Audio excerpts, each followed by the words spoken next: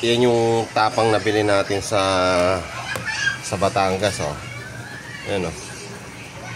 So, yan. Ito ang tapa. Wow. Tapa.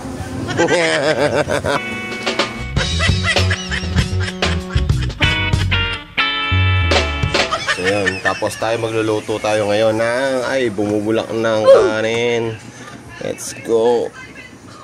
Muna natin mga kabangis ay maglalagay tayo ng mantika. Okay lang yan, use oil.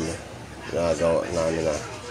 Kasi piprito lang natin yung patatas. Pork steak nga pala natin. For vlog for today mga kabangis, gagawa tayo ngayon ng pork steak tapa. Ito nga pala yung tapang nabili natin sa Batangas. Tapos ito gumawa ako ng patatas. At ating may piprito. Ito yung sibuyas. Ito yung bawang sibuyas. So let's go. At ito lang gagawin natin. Mainit na yung mantika. At ito na. Ipiprito lang natin to.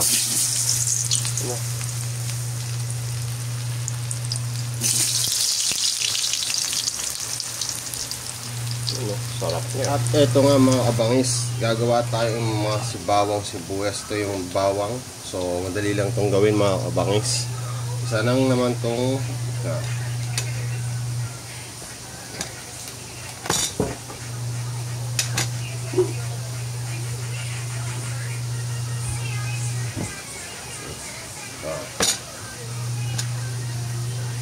ito kadali ang balatan mga kabangis naman.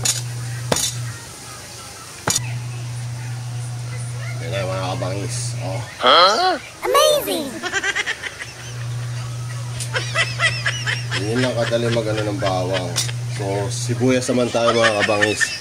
Ganito lang kadali yan mga kabangis. So ito kutsilyo. Ano ito? So ganito lang kadali yan.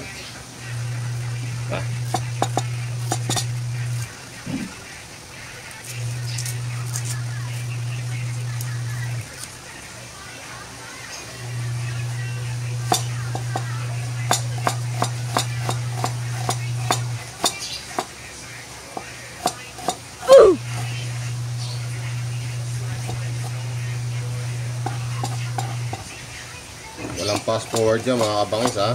Pasabi nyo may fast forward dyan mga kabangis. Oh. Wow! Oh, yan. Oh.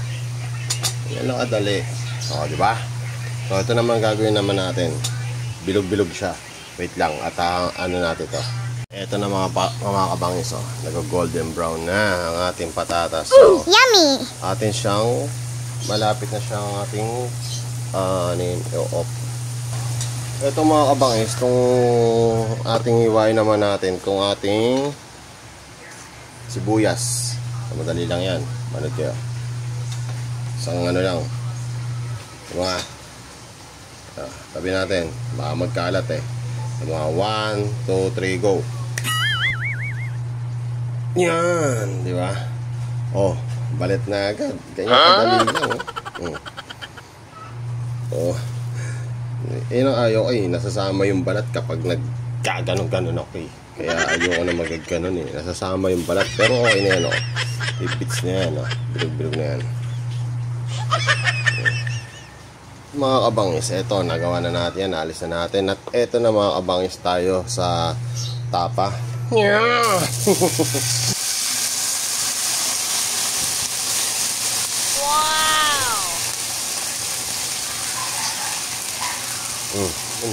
O, diba? Ano yan? Pork yan, pero macharap yan. Ano? So, dyan na natin siyang palalambutin. So, let's go. Ang isa tayo ay mayroon tayo lemon at hiniwa na natin mga kabangis. So, kailangan natin gumamit ng pampiga. So, habang pinapakulo natin yung tapa. So, yan o. Ayan. Ang tulong na ito. Ito ang pinaka-the best na nabili ko sa lahat sa Shopee. Shopee. Ang dami mo na na-scam sa akin, Shopee ah. Pero ito yung pinaka gustong-gusto ko. Yung nabili ko. Na hindi ako na-scam. Oh. Yun o. Tapos inumin. At ito na mga kabangis. Medyo talagyan na natin ng mantika. Yan. Talagyan natin ng konting mantika. And then, lagyan na natin na ito. Kaya natin nilagyan ng mantika para hindi masunog ang butter. Yan. Ayan na mga kabangis. At nakita nyo naman, medyo nasunog yung gilid-gilid. Okay lang yan mga kabangis. Kasi ayos lang yan.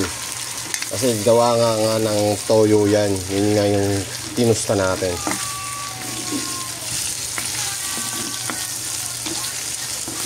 Ano, okay na yan mga kabangis. Yun ang nagpapasarap dyan. Tapos ang gagawin naman natin mga kabangis ay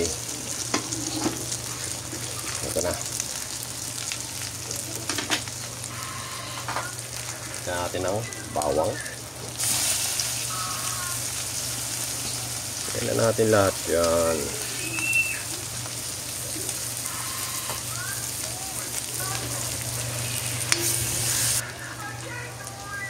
Sibuyas.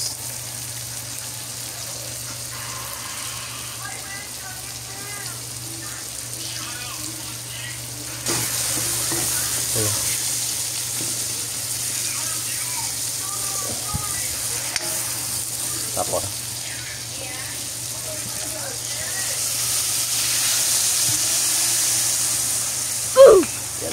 yan na magpapalasa. Let's go. Gupitin natin. O yan o, panggupit ng buluhibo yan panggupit talaga sa ano yan. Sunod. Ang sarap yan mga kabangis. Kumukulo mga kabangis at nakita nyo naman. At ilalagay na natin itong patatas, para masuot yung lasa nya. Yan ang the best dyan mga kabangis. Tapos haluin natin na ano natin na konti. Yan yummy te.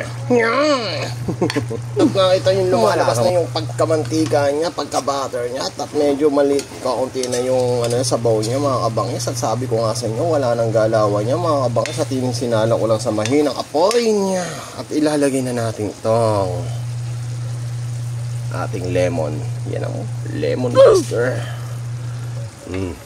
Pagkalagay ng lemon, ilagay na rin natin ang sibuyas.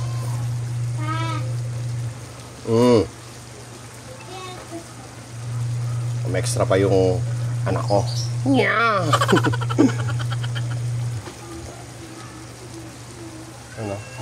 Time na tayong mga kabangis. So plating time na tayo. Tikiman na. Ito yung pinakainintay sa lahat. Ito yung sibuyas. Ito yung patatas. At sabaw. Tutulo na naman ang laway nyo mga kabangis. Tapos lagyan na natin ng tapa. Ayan ito nga. Ang lambot mga kabangis. Tapos ang sarap. Ang lasa ng sabaw.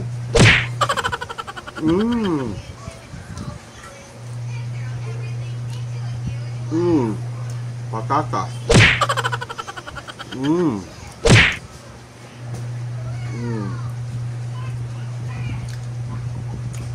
Ang sarap.